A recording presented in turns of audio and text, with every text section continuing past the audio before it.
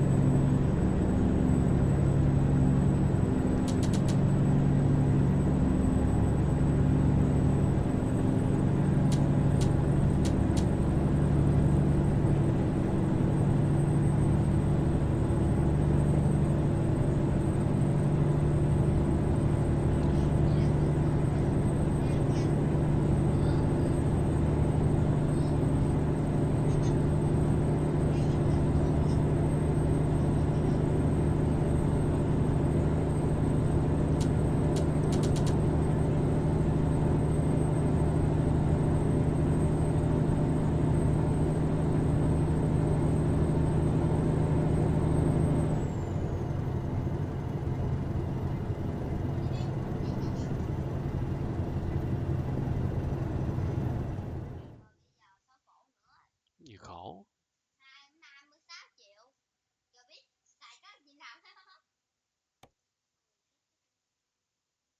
This programming is sponsored by Carr, Riggs & Ingram, CPAs and Advisors, a top 25 nationally ranked full-service accounting and advisory firm, offering tax, audit, accounting, consulting, and advisory services. Learn more at cricpa.com. At the office, a young man is already waiting for Joseph. Twice a week, he invites drug users to the backyard for what he calls a beauty session. So I need to hold the cabal. Good. So how many days they don't pass through you now? How many months? Very difficult, eh? Just look at someone that has not yet been bagged, and today I'm going to do it for free, actually, because he's my brother, and I love doing it, actually. He carefully shaves Thomas's head with a black comb and a razor blade, letting thick, dark hair fall in all directions. When you are doing this to them, you normally take you as they are to them. It's very important because it makes me decent when I'm in the street, walking, talking to people. It makes me decent. When we come here, you always encouraging us, talk to us, you know. We always feel good when we come here, when we see him.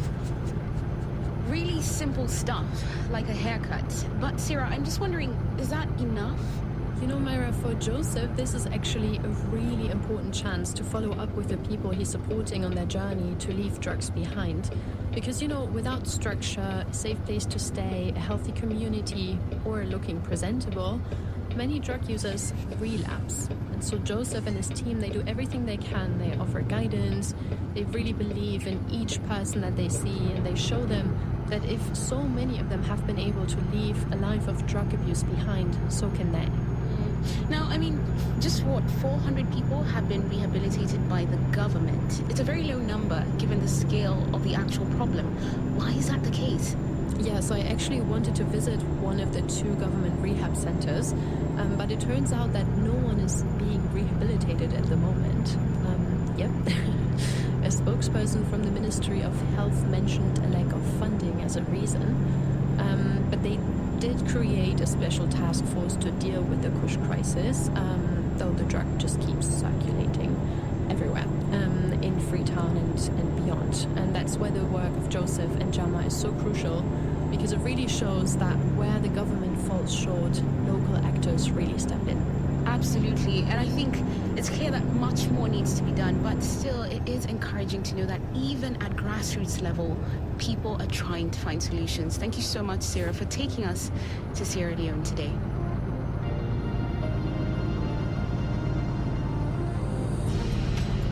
I'm always a big fan of communities coming together to find the solution. And in case you've come across any others where you live, just let me know by sending an email to peoplefixingtheworld@bbc.co.uk or send a WhatsApp message or voice note to the number +44 8000 321 721.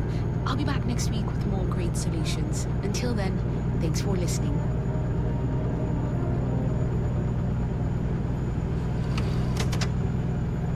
Distribution of the BBC World Service in the United States is made possible by American Public Media, producer and distributor of award-winning public radio content, engaging audiences, creating meaningful experiences, and fostering conversations. APM, American Public Media, with support from Revenue, providing working capital for businesses' cash flow needs. Approvals based on revenue, not credit, and funds available in a day at getrevenued.com.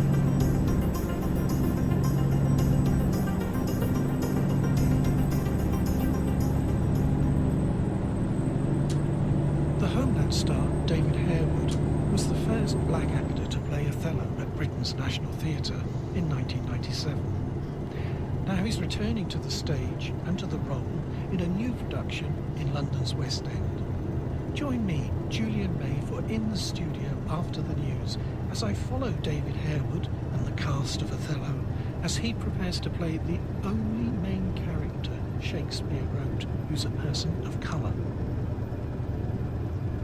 BBC News with Danielle Yarowiecka. The Egyptian President Abdel Fattah al-Sisi has been finalising preparations for the lavish opening ceremony of what's being described as the world's largest archaeological museum. The Grand Egyptian Museum in Giza will host treasures from the country's pharaohs, including the famed relics of the boy king Tutankhamun. President Samia Suluhu Hassan has secured another term in office in Tanzania's election following days of unrest across the country. Residents now reporting shortages of essential goods. The Israeli army says partial remains of 3 bodies handed over by Hamas on Friday do not belong to Israeli hostages. 11 dead hostages are yet to be returned from Gaza. The leaders of APEC countries have ended their annual summit, pledging greater economic cooperation.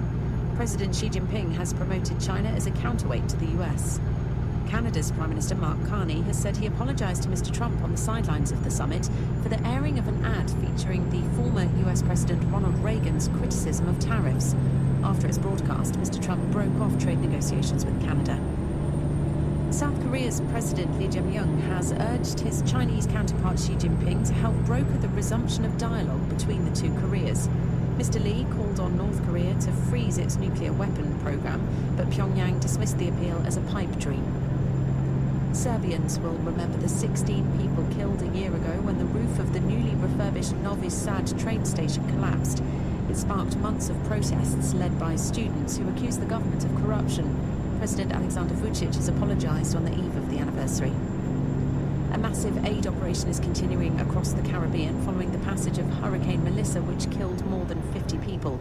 Planes have been arriving with aid in Haiti and Jamaica, and the US has said it's preparing to help Cuba despite its sanctions on the island. BBC News. Welcome to the documentary In the Studio from the BBC World Service.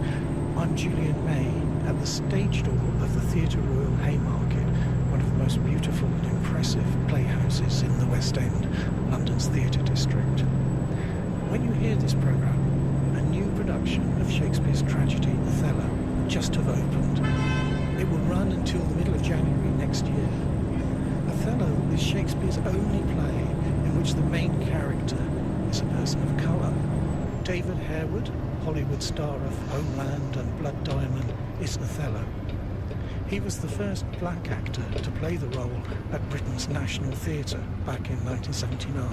I'm obviously familiar with the sort of emotional map of the play, but what I'm finding now is one always has to go back to the text.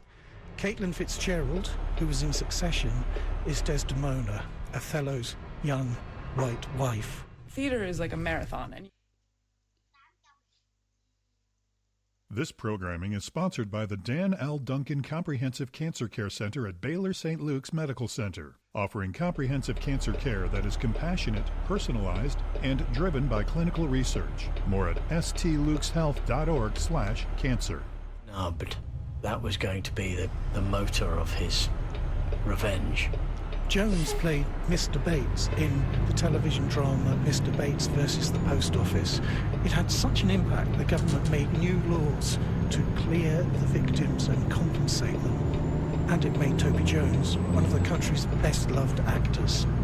The director is Tom Morris, who won a Tony Award for the theatre show Warhorse that has been seen by more than 8 million people around the globe. That's quite a lineup. There's a buzz about this Othello. Shall we run the transition just for stage to journeys while we're waiting for lights? Something useful? I've been following the making of the show for In the Studio, and the company has kindly allowed me into their technical rehearsal. Himself, or any of my brothers in the state, cannot but feel this wrong is where they're wrong. This is when the cast and crew leave the rehearsal room and get onto the stage with the real set in costumes and then work through all the light, sound and movement cues. The tech, as it's known, can go on for days. So, I'm making my escape to ask Sarah Hemming, the theatre critic for the Financial Times, about this play. Othello is a devastating story. Shakespeare often wrote about jealousy and the damage that it can do. And in this case, he tells the story of a North African general in the Venetian army who is respected and highly successful, but still feels like something of an outsider. And he has married Desdemona, beautiful daughter of a Venetian senator. The two adore one another, but they have gone against the will of her father in getting together. So there are some frailties there. And then when Iago, one of Othello's men, is overlooked for a promotion, he decides to exploit that. And he exploits Othello's trust and persuades him that Desdemona is unfaithful. We never really understand exactly what drives Iago. What he does is deeply, deeply destructive. Tới 5:30 tới 7 giờ là xong á. So it's an incredibly moving play. And the things that Shakespeare talks about, so love, vulnerability, prejudice, masculinity, and jealousy, they are still every bit as live now as they were 400 years ago. One of the things I love most, regardless of whether I played it before, is going back to the material and going, what are we talking about? What do we mean? Let's all get on the same page. Before we sort of leap up onto our feet, let's just be clear about what we're saying. And what's wonderful about Tom's process, what I can gather so far, everyone's lobbing in ideas. Everyone's sort of, oh, I think it's this, and it could be that, and it could be this. And so there's this sort of collective unpeeling of this piece of work. For me as an actor, it's a really exciting part of the process. David Harewood is playing Othello for the third time in his career. We've gone back in time, 2 months from the tech, and I'm interrupting David and director Tom Morris's lunch break on the second day of rehearsals. It's probably worth saying we did a thing which I do whenever I can on any project, stand up, read through. So rather than being around a table, everyone's in a circle facing inwards. If you're on stage, you stand up and read your lines so you can see who else is there. And of course, what happened is people started walking around and playing the scenes. Lots of the scenes then became incredibly emotional because of that, which obviously sets quite a high bar now. Tom, is there a particular reason why you want to do this play now? Of course you want to do a big Shakespeare play with a wonderful cast and PJ Harvey doing the music and everything, but is it speaking to our condition now? The ways in which Iago talks about women. We've just been reading a scene in which there's a sort of subtextual quarrel between Iago and Cassio about what is the appropriate language to use about Desdemona. Desdemona isn't even there. And essentially the way in which Iago is objectifying the women in the play and the way in which Othello is kind of drawn into that language and mentality. Oh, beware, my lord, of jealousy. No, Iago. I'll see before I doubt. Everyone knows it's a play about jealousy, but the kind of mechanics of jealousy to do with unseeing a person and describing that person in a way that objectifies them. The gender politics of the play that come from that feel frighteningly alive now. The racial politics in the play, everyone knows about. I mean, there is a fair amount of racism, racist language, and actually, Tom cuts quite a bit in it. I actually lobby to put some back in, because I think it's important that his otherness is a factor, as it is today. I think the Supreme Court yesterday in America legitimized racism. They literally said, if you're black or brown, ICE has every legal right to stop you, pull you over, question you, what are you doing here, ask to see your papers. If I was going to America, I would only go there for work, but that would give me no protection whatsoever. And I think there's an element of those racial politics at work in the play. Have your daughter covered with a Barbary horse. What profane rhetoric now? I am one, sir. I come to tell you now, your daughter and the Moor are now making the beast with two backs. Come on, a minute. But the gender politics are just as powerful in the story. Oh, well, that's also what I realised yesterday. After he's done the deed, there's this wail, this realisation of what he's done. It's really painful. Pain is something I really recognised in our reading yesterday. Yeah. Just how painful this is to be corrupted like that.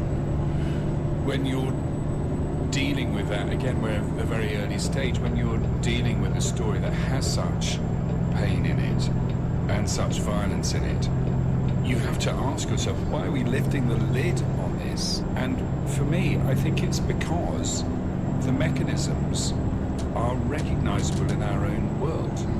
Shakespeare didn't know about, social media or any of that kind of stuff, but he knew about language, and he's given us this tragedy of the collapse of a dream, the collapse of a relationship which is really profoundly respectful. We think that's our hunch on day two. I mean, I saw that when you're reading with Caitlin, there's a kind of joy that comes out.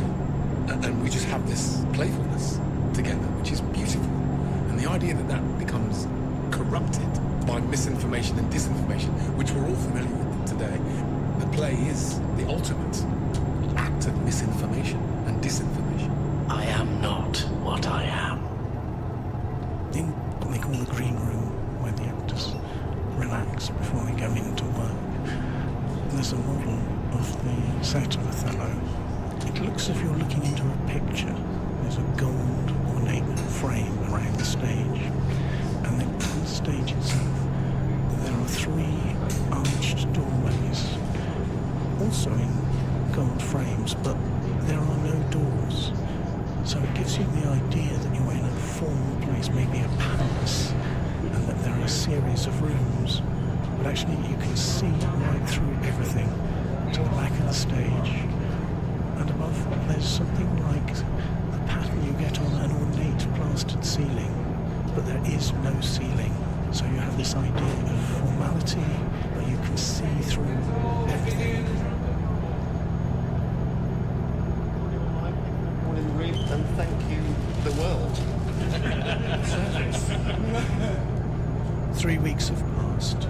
David Harewood, director Tom Morris, and the cast of Othello have been working all day, all week, digging into the play, which was written between 1602 and 1604, and discovering how it speaks to us today. And I've been invited to a production meeting. This involves everyone except the actors, the people making the set, the props, the costumes, the people looking after the money. They all come together to report on the progress of the great caravan of the production. Fabric maker has all been sorted, so we're moving on with that. Yeah, so everyone's doing very well. We've now looked at everything in the play. We are in shape to have a run through of everything by the back end of next week. Lots of things are still up in the air, but it's quite exciting.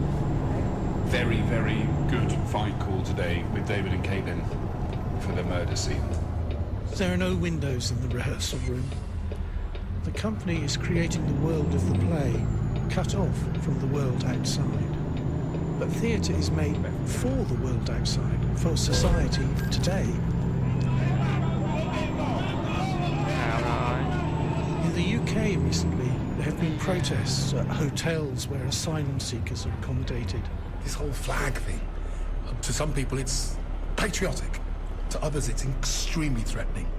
In some places now, lampposts are decked with the English flag and the Union Jack. Any person of colour who grew up in the 70s like I did, who was chased remorselessly by skinheads who all had Union Jacks draped over them, for me personally, it's a difficult thing to see that, because it invokes trauma, and there's nothing I can do about that. I'm not being unpatriotic. It's just a traumatic thing that sits in me from the age of 5 years old. And at Charing Cross Police Station, just a few minutes' walk from the Theatre Royal, some officers have been suspended, accused of racism, misogyny and violence, and 2 of them have been sacked. The producers of Othello are sensitive to the impact that all this and the content of the play itself might have on the cast. One of the people at the production meeting is Samantha Adams, in charge of well-being.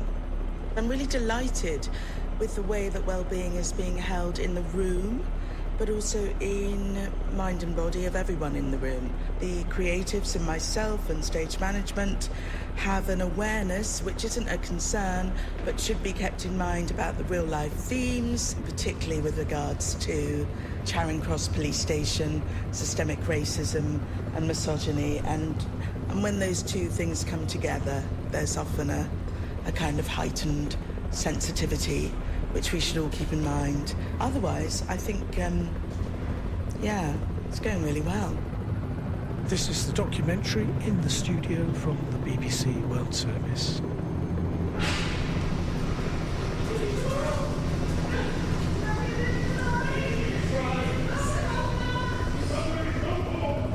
When next I visit the Othello rehearsal room, I sit in the corner and watch an early run of the climax of the play.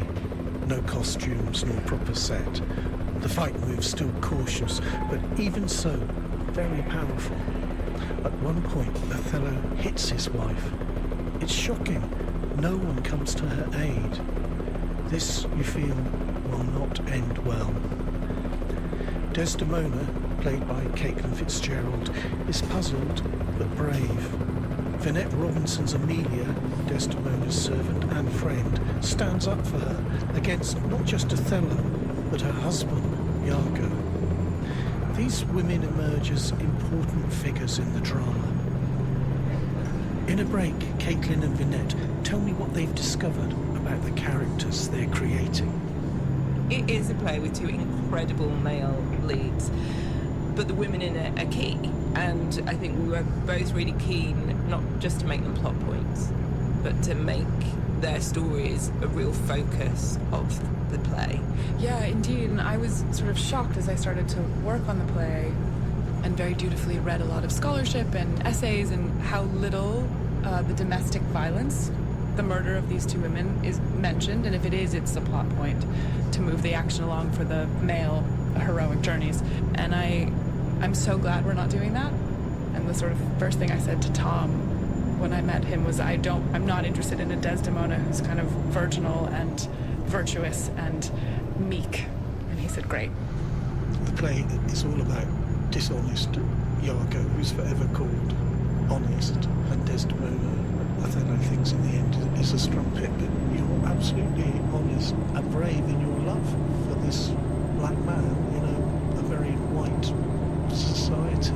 I think it's in the text. I think she's been wildly misread. We meet her and she's defying her father and the social mores to marry with Othello, and she's asking the Duke to let her go to war with her husband. None of these things are done, and she's incredibly articulate. She has a tremendous amount of legal language in the play. I think she has the mind of a lawyer.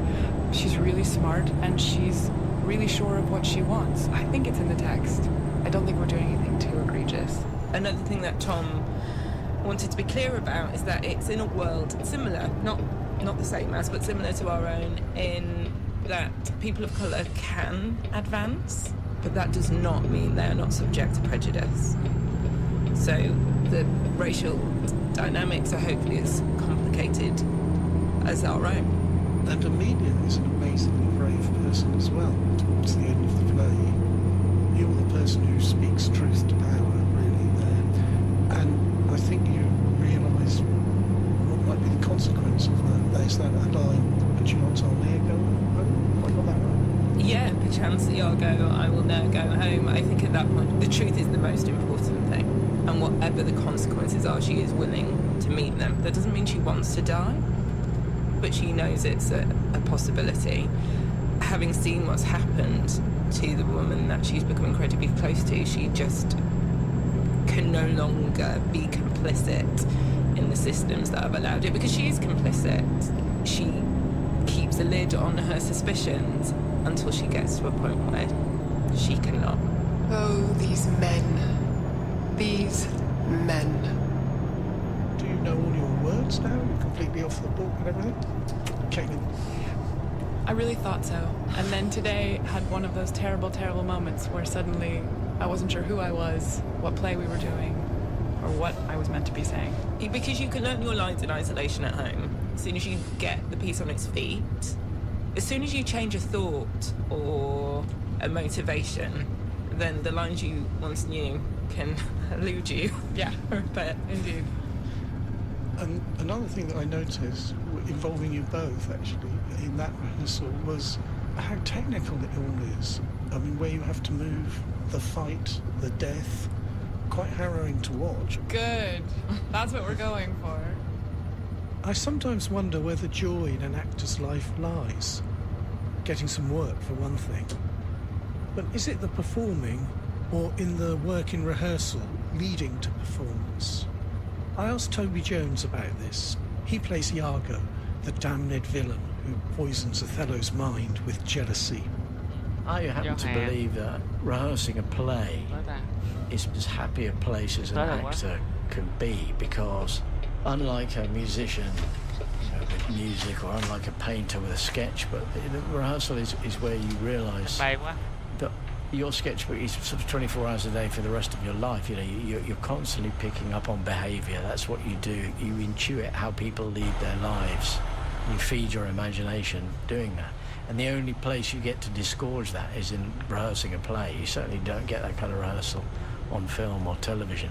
So when I'm in a rehearsal room for a play, it sort of makes sense of the rest of my life, about what on earth it is I'm watching and trying to figure out most of the time. Toby, I've heard actors say that no matter how villainous the character you're playing, you have to have some sympathy for them. Is that not really difficult with Iago? I haven't really even thought about having sympathy for him. I think I've only thought about how do I advance his interests, which I suppose is a kind of empathy, putting myself in his shoes. And what have you learned in the few weeks that you've been rehearsing? The more sincerely that I can play his game, the more fun it is to play. He's an expert actor, and it's acting as life or death. So in a way, it's an ultimate role for an actor, isn't it? Because you're someone acting in a situation which is one of life and death. Death, mostly. Yeah. It's a fantastic challenge to try and persuade the audience of his sincerity when he's revealed very early in the play that he is not what he is. He tells one of the people he ends up killing that he is not what he is. Much of the humour in the play, I think, is the audience both enjoying that deception but also themselves almost momentarily being fooled by it as well. For when my outward action doth demonstrate the native act and figure of my heart in complement extern, 'tis not long after but I will wear my heart upon my sleeve, for doors to peck at I am not what I am. I have just watched the end of the play, and it's very striking that Iago, he speaks a lot in the play to other people, and also you have those amazing soliloquies, don't you? But at the very end, he says he's not going to say anymore. Demand me nothing. What you know. From this time forth, I never will speak word. He's not going to say anything again. Even though he's going to be tortured. Yes. Have you worked out why that is? The first thing he says is to Rodrigo, the first thing he says in the play on the first page is, you will not hear me. And in a way, the play for Iago is a search for agency and a search for, he's been snubbed and he's going to find a voice for himself, which he does in a malevolent, cruel and vicious way. And it ends with his failure insofar as he's going to die, and he withdraws. He chooses it in his own agency to withdraw participation verbally in the play. So there's that. But there is also a withdrawal from the audience as well. I think Iago has implicated them by their enjoyment of his malevolence in what has gone on. And at the end, he withdraws explanation. And that feels quite deliberate to me, that Shakespeare doesn't sort of give him a final heroic speech in a way that he does Othello. What you know, you know. Yeah. That's it. Make sense of it. Thou dost stone my heart. Kill me tomorrow. Let me live tonight. I'm with David Harewood, who's playing Othello in the rehearsal room 9 days before the show goes before the public. I know from the little bit of acting that I've done in my life that at this point everything seems insurmountable and exhausting.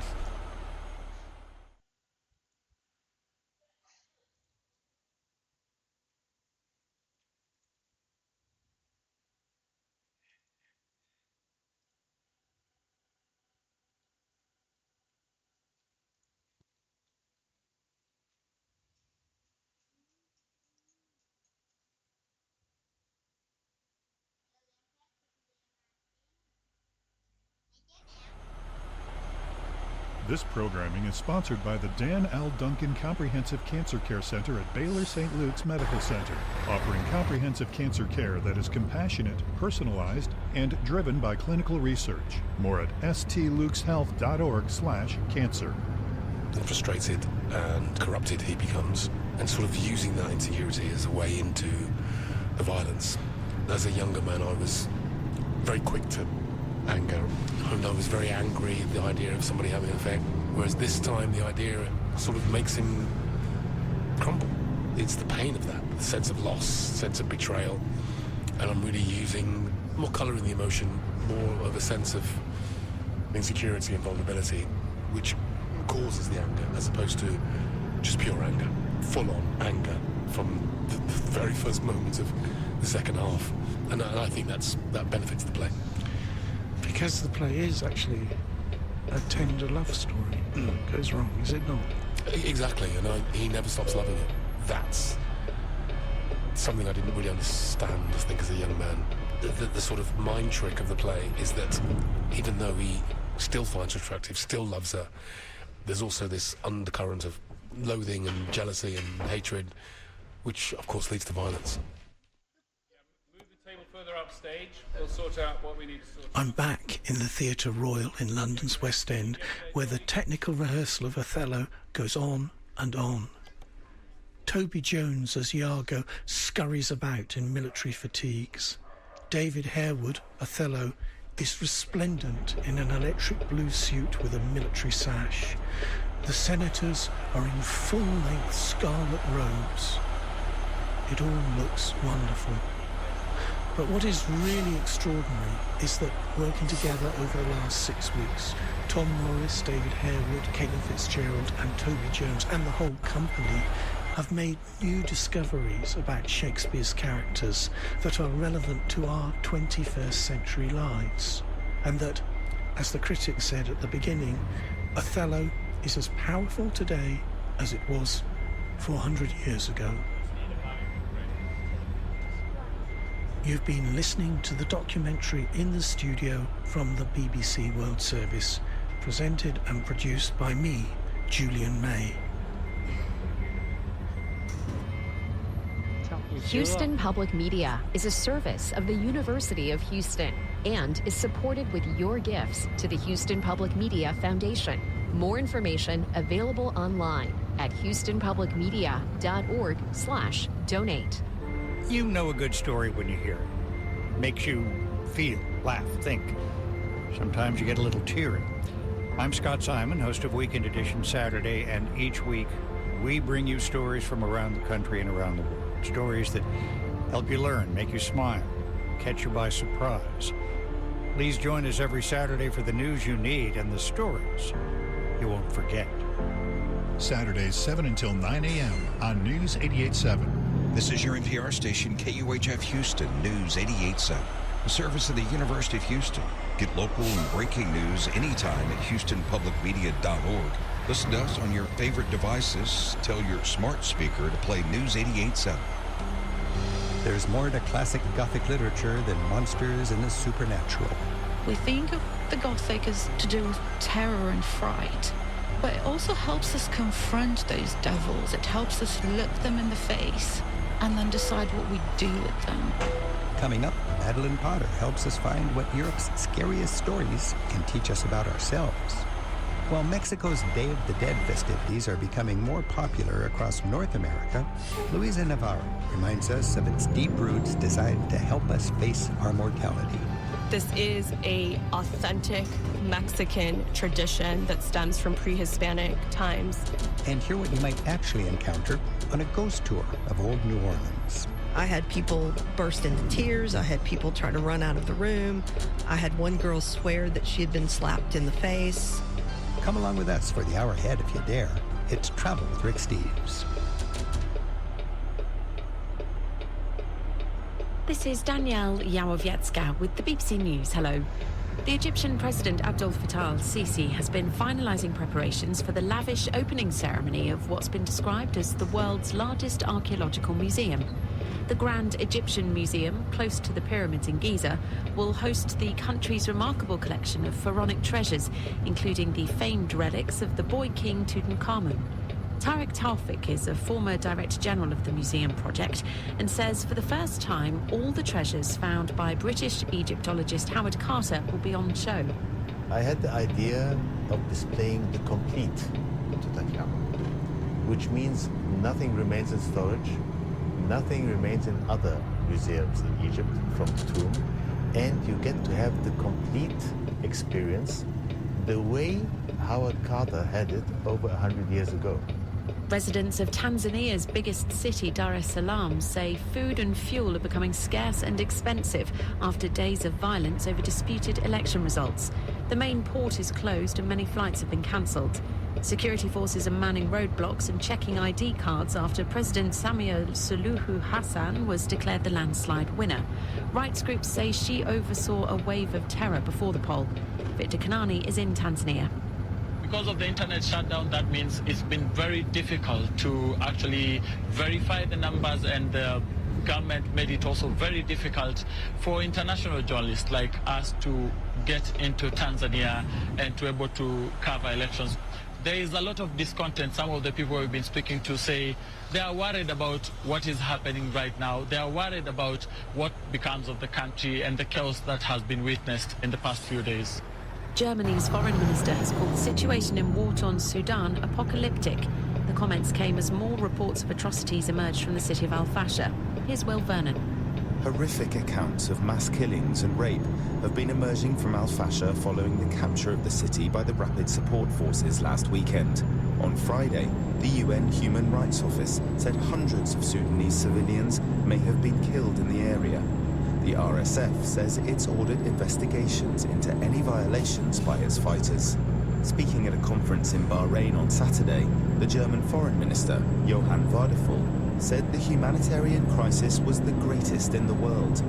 The Israeli military says the partial remains of 3 bodies returned from Gaza on Friday did not belong to any hostages held in the Palestinian territory. The discovery was reportedly made following forensic tests. 12 20 living hostages and 17 bodies have already been returned under a ceasefire deal. Israel has accused Hamas of multiple violations of the agreement, claiming the group knows the location of the majority of the bodies. World News from the BBC.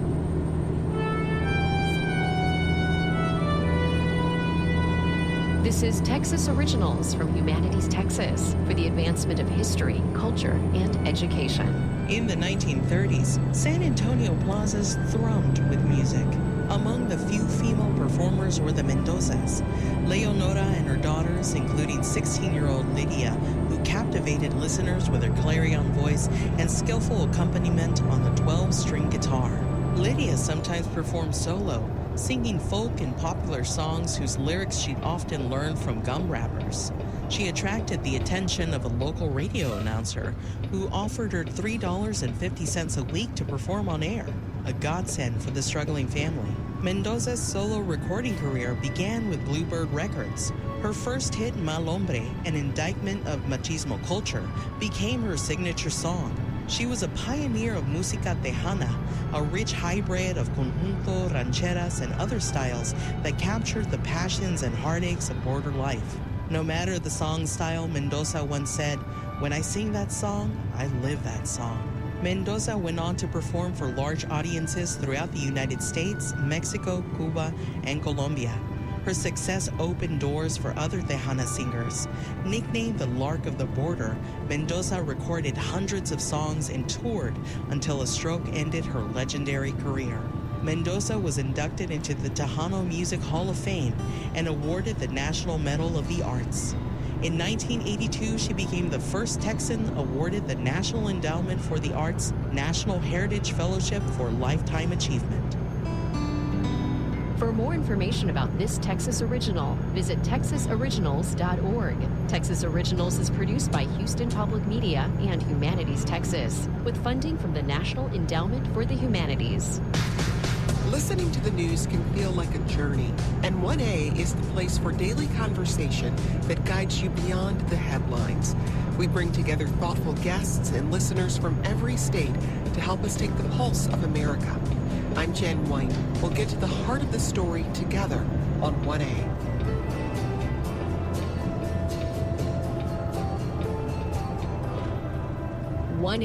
Weekdays at 2 p.m. on News 88.7. Why do you see so many marigold flowers on the altars people make for the Day of the Dead? Coming up on today's Travel with Rick Steves, we'll hear what's behind the Mexican traditions that are growing in popularity north of the Rio Grande. There are also many reasons New Orleans can feel haunted by its past. A local tour guide tells us what happens on her ghost tours of the city. Let's start out today looking at the role Gothic literature plays in dealing with our mortality. In Europe, scary stories can be set in shadowy castles, foggy moors, or eerie landmarks that inspired 19th century authors to write about monsters, vampires, and things that go bump in the night. Our guide to Gothic literature is Madeline Potter. She was raised in a Roma family in post-communist Romania and holds a PhD in English literature from the University of York.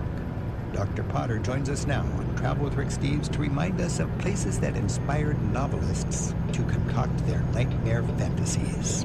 Madeline, thanks for being here. Thank you so much, Rick, for having me. It's a real pleasure. So you're featuring places that have a connection with this whole Gothic sensibility. Now, I know about thin places in my travels. There are places that are close to heaven. But you're into murky places that are close to the monsters and vampires and whatever hell is. Tell us about Gothic places, Gothic literature, and how it relates to tourism. Yeah, so Gothic literature emerged roughly in the late 18th century. It emerged from this movement called Romanticism that emphasized a turn to emotions, and I'm simplifying a little bit here because otherwise I'll be here till tomorrow. And expressions of individuality, and Gothic literature turns to the dark side of these things and turns to the past, turns to the medieval world, looks at hauntings, and also obviously monsters, very famously Frankenstein and Dracula. And I think in a way, thinking about what Gothic literature tells us about being human is a journey, is traveling, but it's traveling inside ourselves.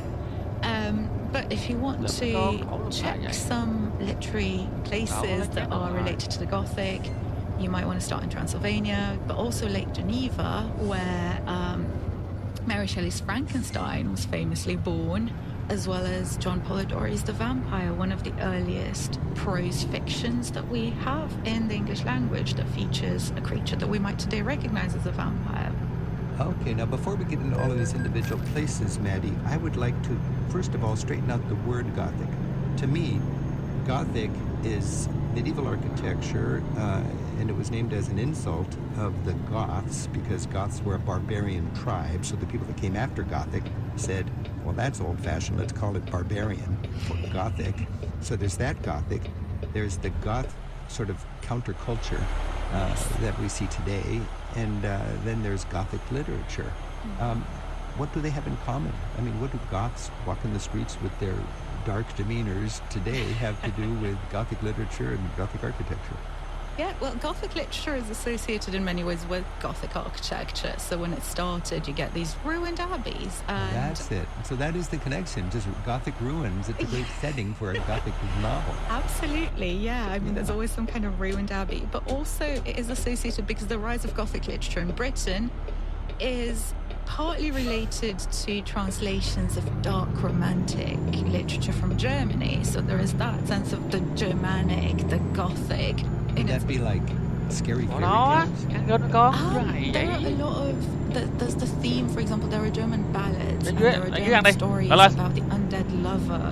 Undead. See, there's a... Yeah, they're not alive, but they're not dead. Yeah, exactly. They're in between. So often Gothic literature in Britain and Ireland was sometimes described as the German craze. So there is that sense of the Germanic, the Gothic.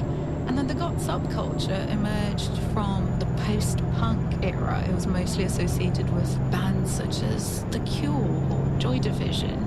And then it flourished with this aesthetics that draws on dark clothing, vampiric looks, but also, more broadly, a fascination with ruins and Gothic literature. But the Goth subculture is still primarily associated with music and fashion. But it does have that connection then. Absolutely.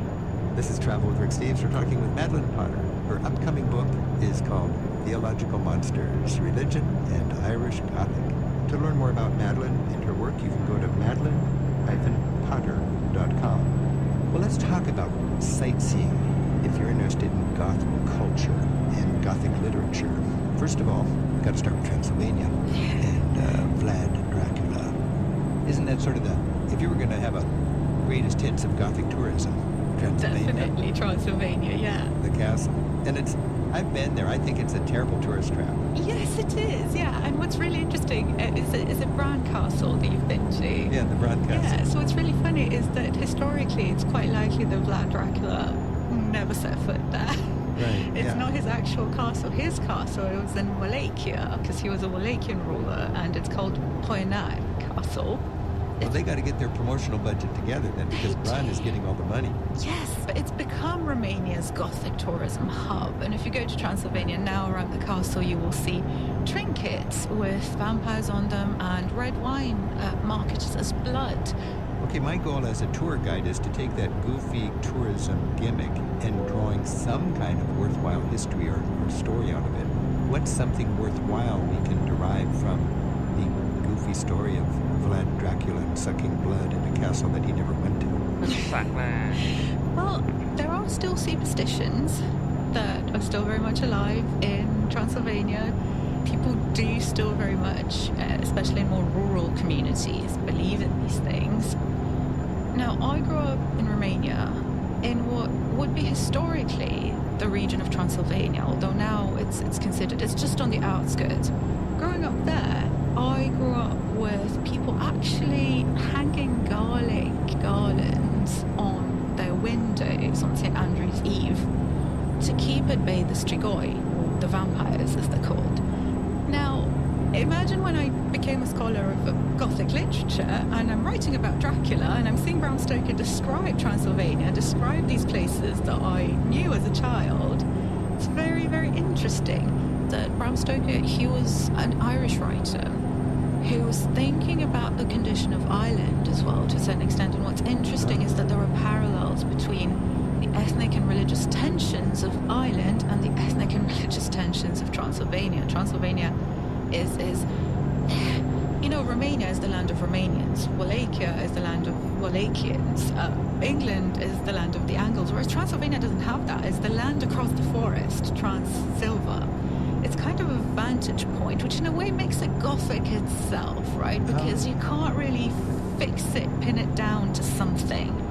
And in Transylvania, there are Catholics, there are Orthodox people, there are Protestants, Calvinists, there are Romanians, there are Germans, there are Hungarians. German communities are fascinating because they're little enclaves of Germany that are more traditional than Germany today. So this is all fun to look at these broader connections. Now, when we think back to Bram Stoker, he may have been Irish, but wasn't he inspired by ruins? I know these ruins on the cliffs of Whitby in England. Yeah, he vacationed in Whitby. And it's very funny because he was actually in Whitby when, if we look at Bram Stoker's working notes to Dracula, he was going to set it initially in Styria, where Joseph Sheridan Le Fanu sets his own vampire novella, Carmilla. And he was going to call the Count Vampire. Vampire? Yeah. Vampire the Vampire. Exactly. Which I don't think would have been as successful. Vlad Dracula is much better. Exactly. So when he was in Whitby, he went to the library and found this book on the history of the Romanian principalities, and that's what he came across, the name Dracula and Transylvania. So you can see in his notes to Dracula when he's crossing out Styria and replacing it with Transylvania. But this is so interesting that a writer could be writing about a place that maybe he's never even been and have a big impact on it, you know? But you know what's interesting is that I think he really captures the atmosphere of Transylvania, even though he had never been. But today, apparently there's a goth festival in Whitby. What would a goth festival be like? So people go to Whitby and they listen to goth music and they really dress up as... So it's goth. It's this subculture It's of the goth goth people that came out of punk rock. Yeah, it is. But it's no accident. It's in Whitby, right there in the shadow of this ruined Gothic building that inspired Dracula. Yeah, it's very much to do with the legacy of Bram Stoker's Whitby. And you're living and working in Edinburgh now, and that also has some connections. What would those be? Edinburgh has a history of body snatching, which was this practice of essentially excavating bodies that had just been buried so that they could be sold to anatomists, because there was a ban on dissection for medical study. Exactly. And if you read Mary Shelley's Frankenstein, which isn't set in Edinburgh, but it engages with that sort of background, Victor Frankenstein describes himself as walking through the charnel houses. So you do wonder how Victor might have acquired the parts that he needed to assemble the creature. And John Polidori, who wrote The Vampire, he was a student at the University of Edinburgh. He studied medicine here. So you teach. I do. Just to wrap up our conversation, Mandy, what can Gothic literature teach us about being human? Why does it matter? I think it makes us understand the darker sides of humanity. I think we need monsters to understand who we are. We need these projections to look inside ourselves, because if you look at human history, there's been so much tragedy, and we wonder, where does this come from? It's humanity itself that's capable of great violence and great evil. We think of the Gothic as to do with terror and fright, but it also helps us confront those devils. It helps us look them in the face and then decide what we do with them, how we fight them, and how we understand them, so that we can move beyond them. Madeline Potter, best wishes with your teaching, and thanks again. Thank you so much, Rick. Madeline Potter's book, Theological Monsters, Religion and Irish Gothic, examines how 19th century literature explores knowledge of the divine. It's due to be released in April 2026 by the University of Wales Press. Maddie also pays tribute to her family's heritage in the Roma, a traveling history. You can hear about that on program number 802 in the Travel with Rick Steves archives. As one of the oldest cities in North America, New Orleans is also said to be one of its most haunted. We'll hear what you might encounter on a ghost tour of the city in just a bit. But first, let's learn what's behind Mexico's Day of the Dead. Houston Public Media is a service of the University of Houston and is supported with your gifts to the Houston Public Media Foundation. More information available online at houstonpublicmedia.org/donate. Support comes from J.P. Morgan Chase, committed to investing in the people of Texas and supporting access to resources that help foster community and economic growth. More at jpmorganchase.com/communities/Texas. After a Marine is killed during the Iraq War, his squad turns their guns on civilians. I remember I opened a Humvee and I just see bodies stacked up, and I open another one, the same thing. Marines are charged, there's a trial, but in the end, it's meaningless. The government decided not to hold anybody accountable. Military injustice on the next Reveal. Saturday at 2 p.m. on News 88.7. Death is universal, inescapable, and it's our fate. As humans, we're connected by this thread of mortality and the inevitability that one day we will all take our last breaths. We can choose to embrace it or we can fear it. In the Mexican culture, there's a colorful festival in which the living and the dead reunite. Families create a mantle decorated with flowers, offerings, pictures, and significant symbols. In the streets, adults and children paint their faces like skeletons, and vibrant orange and yellow marigolds decorate the walls, drape the doorways, and hang in ornate designs everywhere you look. Life and death are celebrated together over a 2-day holiday each November at All Souls Day that we've come to know as the Day of the Dead. Journalist Luisa Navarro is a Mexican-American who spent time connecting with her roots and appreciating her heritage. She's written the book, Mexico's Day of the Dead, and Luisa joins us now to share her understanding of Dia de los Muertos. Luisa, thanks for joining us. Thank you, Rick. It is such a pleasure and an honor to join you today to talk about Dia de Muertos, or Day of the Dead. And you've written a gorgeous book about that. And what inspired you to delve into this really colorful and popular, but often misunderstood or not totally understood holiday? Yeah, so I am Mexican-American. I grew up in Dallas, Texas, and when I was a child, my mom would decorate our home with skeletons during the Day of the Dead season. And if I'm being honest with you, I kind of thought it was strange and I was afraid, and I didn't necessarily connect with that side of my culture in the beginning. But it wasn't until my cousin, who was 24 years old and she was my best friend, her name was Leela, she passed away, and I really struggled with her loss and I didn't know what to do.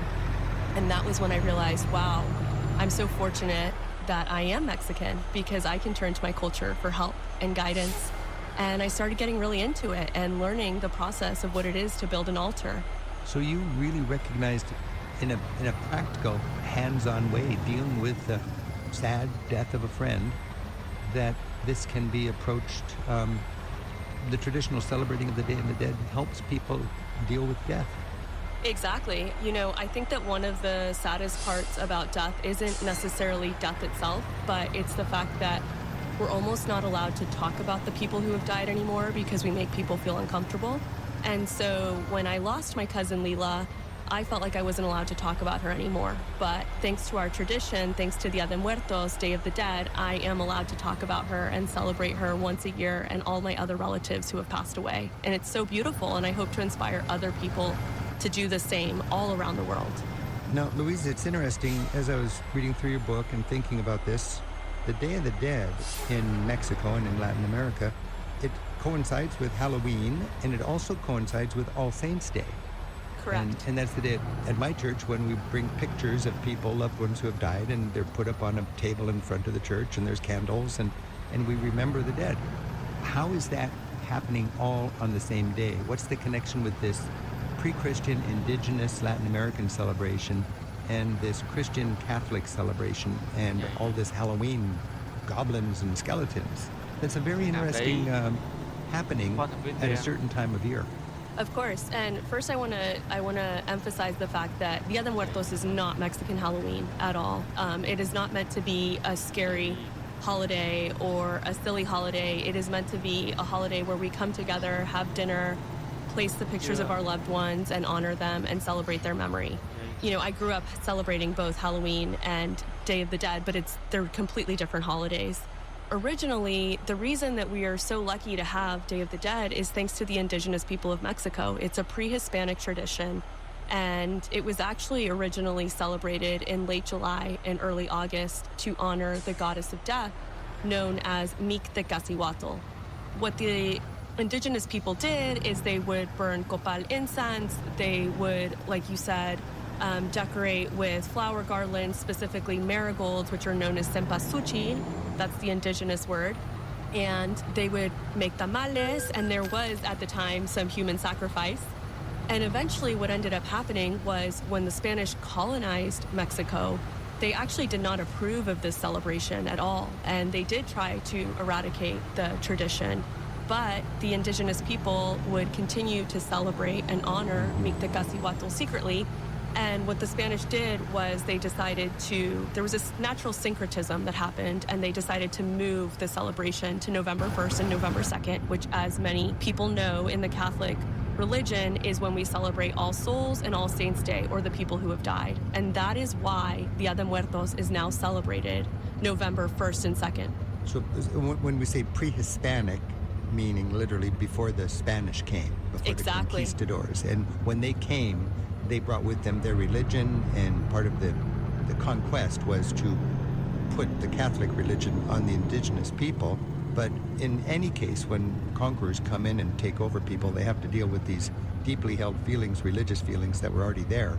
So a lot of times they will mix it together in a way where it's more palatable for the indigenous people, but it still is the conquering people's religion.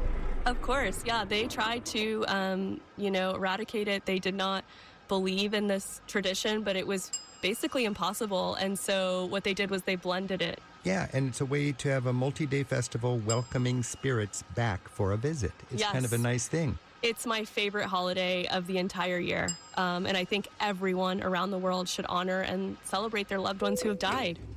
This is Travel with Rick Steves. We're talking with journalist Luisa Navarro, and she's joining us today to talk about the Day of the Dead, or Dia de los Muertos, the Mexican tradition of honoring deceased loved ones.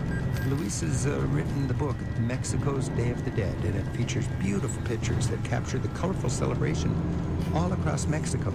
Now, if we're planning a trip, and it happens to be during this season, what should we do? How should we be prepared? Where do we go? What will we see? I think a wonderful introduction to Dia de Muertos, if you've never even been to Mexico before, is to start in Mexico City. They do a parade there, which actually is not an indigenous or centuries-old tradition at all. The only reason the parade started was because of the James Bond film, where they made the parade, and then Mexico City basically decided, we love this, and we're gonna buy the floats and the props and continue this tradition. But the reason I say that is I think it's a good way to start if you're feeling overwhelmed. And you can also visit the cemetery in Mexico City. There's a cemetery. So the cemeteries are sort of the ground zero of this kind of celebration? I mean, the cemetery is definitely where you're gonna see, Dia de Muertos in action, but it's not the only way to celebrate. And I will say that if you decide to visit a cemetery, you have to do it in a respectful way. So the best way to do that is to somehow connect with the family. And what I mean by that is, I would personally recommend that you were invited to the cemetery. Yeah. There's also different ways to celebrate Dia de Muertos. It's actually celebrated all over Mexico City. Some parts are more traditional than others. For example, that's why we chose to cover specifically Mexico City, Oaxaca, and Michoacan, which is where my grandmother was from, and which is very, very famous for Dia de Muertos. Is it a day or a season? I understand from your book that it's several days. It's several days. It starts typically October 31st around midnight, so that's when a lot of families do go to the cemeteries. But it just depends on where you are in Mexico, because the traditions can vary. But it goes from October 31st, November 1st through November 2nd. So Here in the United States, we start Halloween like decorating October 1st. I wouldn't say that Dia de Muertos is like that. And a tip I would say is get closer to October 31st when you travel so that you can make the most of your experience and actually see all the decorations. How can we be inspired by the Day of the Dead? Is it, for the local people, what does it mean? Is it part of any religion, or is it kind of parallel to people's religion or lack of religion? Yeah, I think it just depends on the family. I think that some people's altars are, they do showcase more of Catholicism, and you'll find a cross or a virgin displayed on it. Others are less religious. It just depends on the family, but it doesn't matter what religion you are or what your beliefs are, but to maybe pause once a year, have a dinner, maybe display some photographs of your loved ones who have passed away, and just take that time to pause and share their stories among family and friends and honor them no matter where you live. So it's a way to keep lost loved ones' memories alive. Is that fundamentally what it is, would you say? 100%. It's a way for us to continue celebrating our loved ones who have died. My sister lost her son, and the most emotional, heartbreaking thing for her is a lot of people forget him, and Yes. she will never forget him. Yes. And with this, you keep that person's spirit alive, and you keep them with you. And apparently that's a balm.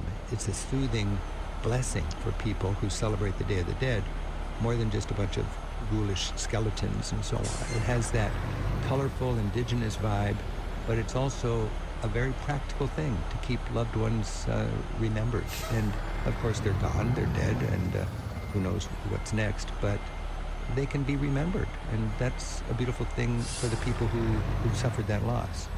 100%. I think the biggest gift that you can give to someone who has suffered a loss is to tell that person that you have not forgotten their loved one, or like your sister, her son, and maybe give even this send book to a my little sister. gift. My Yeah. sister would love this. Something that maybe she would want to do an altar. And you'd be surprised, Rick, the number of people that have reached out to me who are not Mexican on direct message or email to say, I want to celebrate. Luisa Navarro is a first-generation Mexican-American raised in Dallas and author of the newly released photo book, Mexico's Day of the Dead, a celebration of life through stories and photos. She's helping us right now on Travel with Rick Steves to better understand the beauty of Mexican culture and what goes into its distinctive Day of the Dead observances.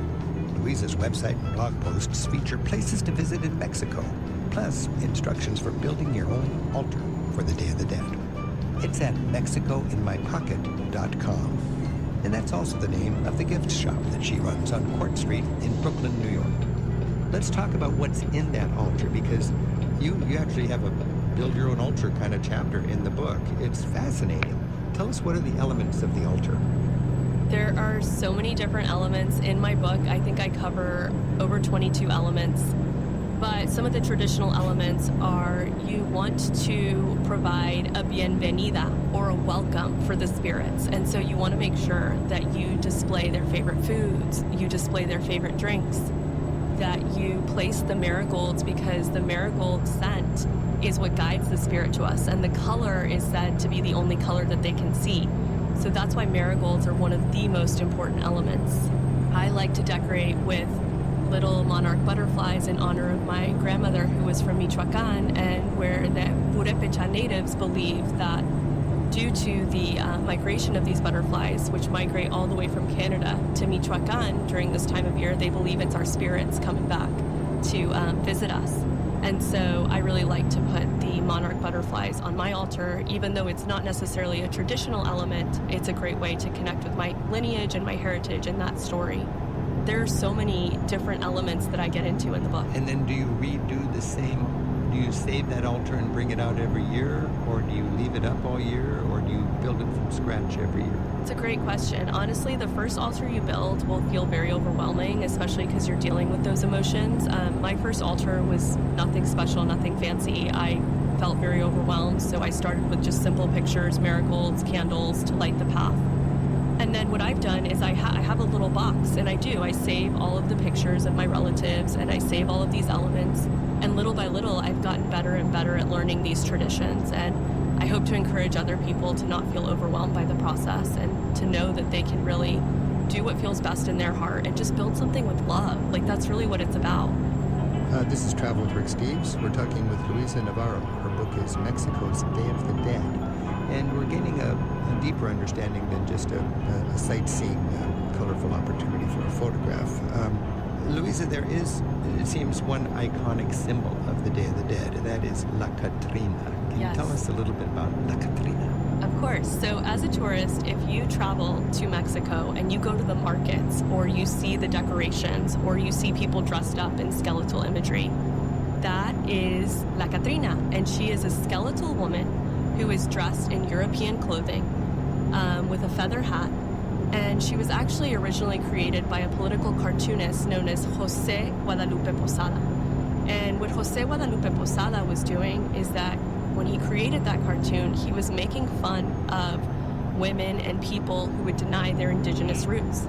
And his message with that skeleton was, he was saying that no matter who we are, rich or poor, brown or white, we all become skeletons at the end of the day, and we should not deny our roots, our heritage. And the way that she became known as La Catrina, she actually became famous. She wasn't famous at that time. She was actually known as La Calavera Garbancera. And what La Calavera Garbancera translates to, when Jose created her, is the chickpea skeleton. And the reason he called her the chickpea skeleton is he was making fun of the vendors who would sell chickpeas instead of rice and beans.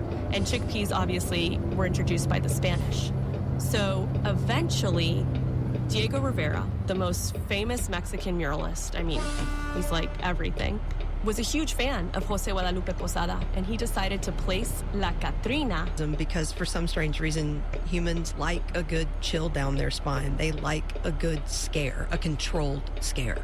Yeah, it's kind of like York and Edinburgh in Britain. Those are the two cities that, for some reason, have all the ghosts, and they sure capitalize on that. I think in New Orleans you've had books that have been set in New Orleans that are scary. You've had TV episodes that feature ghosts set there. What are a few of the ways we might have seen New Orleans on the screen? Definitely, if you've heard anything to do with Anne Rice, she set her vampire chronicles partly in the city of New Orleans.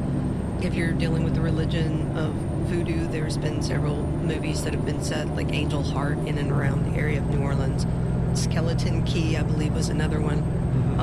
Also, almost every television show that's going to deal with ghosts, whether that's American Horror Stories, Coven, the originals being set in New Orleans. So, yeah. And when you do visit New Orleans, I think if you're looking for ghosts, you're probably more likely to find them at a cemetery. And there are several cemeteries in New Orleans that really are actually tourist attractions. What makes them worth a visit? So New Orleans is kind of interesting because we're considered to be sort of the northernmost Caribbean city, and a lot of our culture lines up with the Caribbean, including burying our dead above ground. A lot of people believe that we do that because we're kind of floating on a water table. And don't get me wrong, it definitely facilitates the burial process, because initially when the French would have first arrived here and buried the dead below ground, when we had a flood event, they had a nasty habit of popping back up uninvited. That's enough for a scary story right there. Yeah, right? And after that occurred a couple of times, they got the bright idea that they would bury them along the levee of the river to put distance between them and the water table, which seems like a bright idea unless you're a structural engineer and you realize you've just punched a bunch of Swiss cheese holes in the only thing holding back the river from the city. So anytime the river would rise, you could potentially have a crevasse right where all of your dead were buried, and so now Grandma and Grandpa come surfing back into the city. And then they got the idea to wall the cemeteries off, but still bury below ground, so that when they popped up, they at least didn't slide into your front yard. Grandma, I didn't know you could surf. I think there's one cemetery which is like the #1 cemetery to visit, which happens to be called number 3. What's it like to wander through St. Louis #3 cemetery? So typically the cemetery that most people will want to go to is our oldest extant cemetery, and that one is actually St. Louis #1. But St. Louis #3 is located on Esplanade Avenue, and it is sitting over the site of where an old leper colony used to exist in New Orleans, which is always kind of interesting.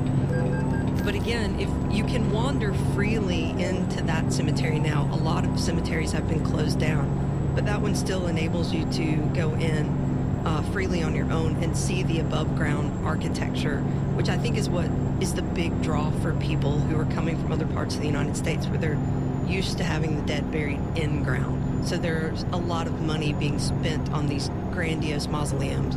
And some of these monuments are like small homes. I mean, it's amazing how ornate they are and how expensive they would be to make. Well, absolutely. I mean, initially when you were creating these mausoleums, you had a very high illiteracy rate in the city of New Orleans, and the people that were transporting the bodies to the cemeteries to bury them would not have necessarily been able to read on the outside that this was the family tomb of the person that they were transporting. So usually what you did in regards to those tombs was you made them look similar to your own house, right down to the iron gate that adorned the front. And even originally, now you see that the cemeteries are whitewashed, but initially they would have been painted typically the colors that your house was painted as well. This is Travel with Rick Steves. We're joined by Sandy Hester, and we're talking about ghosts and cemeteries in New Orleans. Sandy's an artist and a writer with a master's degree in history who likes to spin a good yarn in the beloved traditions of Southern storytelling. Most days, you can find her leading walking tours for a company called Free Tours by Foot New Orleans. Their website is freetoursbyfoot.com, and you can click right on through to New Orleans if you're curious about traveling there. So Sandy, what's your favorite ghost story? Tell us a ghost story. My favorite ghost story actually centers around, there used to be a bar in New Orleans before Hurricane Katrina called the O'Flaherty's Irish Channel Pub, and it centered around a man who was having an affair, unbeknownst to his wife, obviously. And so when she goes out, his mistress shows up at the house one day, and he's enraged over the fact that she would dare to show up at his house when his wife could potentially come back at any moment and surprise them. They get into an argument. He pushes her through the French doors. She hits the railing of the balcony, flips over, and falls to her death below. And so, being a fine, upstanding gentleman, he buried her in the courtyard. And then after he had done this, he looks up and he sees an enslaved child has witnessed the entire event. And so he knows he's in trouble. His wife's going to find out. He's going to lose everything. So he ends up going up to the 5th floor of this building, and he hanged himself. And it is haunted by all three entities. It's haunted by him, his wife, and the mistress. That's not a very pleasant place to go.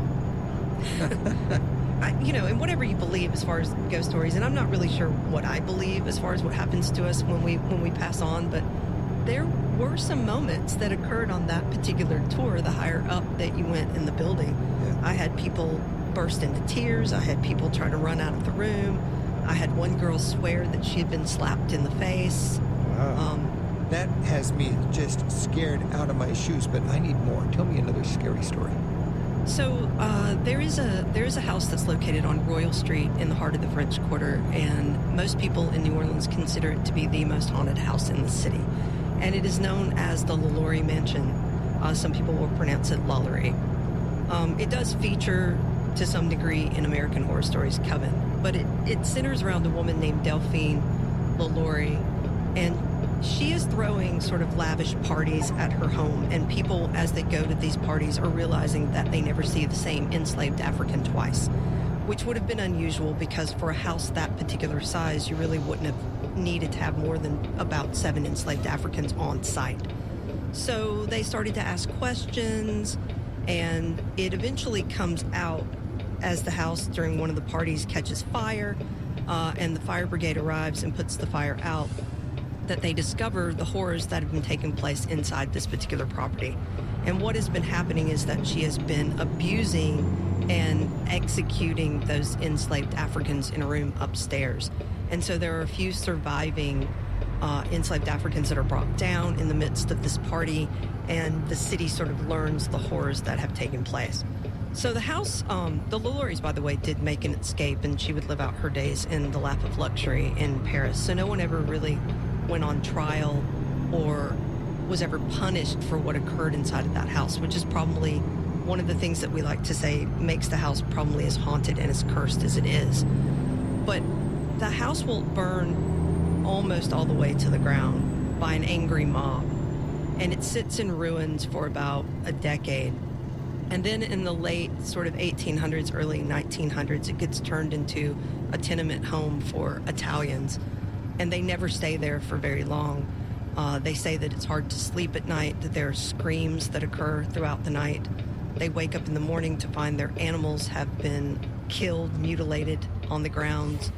One man woke up in the night to see a woman leaning over the crib of his infant. He tried to chase her down the hallway. She disappeared. When he came back, his wife was holding on to the child, crying inconsolably because someone had stuffed its sock down its throat. So there's numerous stories like this that occur even coming into the more modern era. There's also the concept that no one can seem to hold on to the house for longer than what the Lorries held it, which was about 7 years, that it's cursed. One gentleman held it for 3 years. They found him. He had gone stark raving mad in the home, and they admitted him to a mental institution where he would later take his own life. The most famous person that owned the house was, of course, Nicolas Cage. And they say that he, too, fell prey to the curse because he got himself into some trouble with the IRS, and all of his holdings in New Orleans were foreclosed on except this particular piece of property. There was a very prominent doctor that owned the house, so everyone was kind of rooting for him that he was going to push it past the 7th year. And then in the 6.5 year, he was in an altercation that left him incapacitated, and he lost the house just before the 7th year came around. Sounds like a charming place for a bed and breakfast. Yeah. Jeez. Well, that's a reminder that there's a lot of history, and it's nice history, and it's not nice history. It's scary history. Well, you know, I mean, New Orleans was a frontier town. It was rough, really, when you think about it as a port city. It's not initially the nice people that are coming to New Orleans. That's a good thing to remember. This is Travel with Rick Steves. We're talking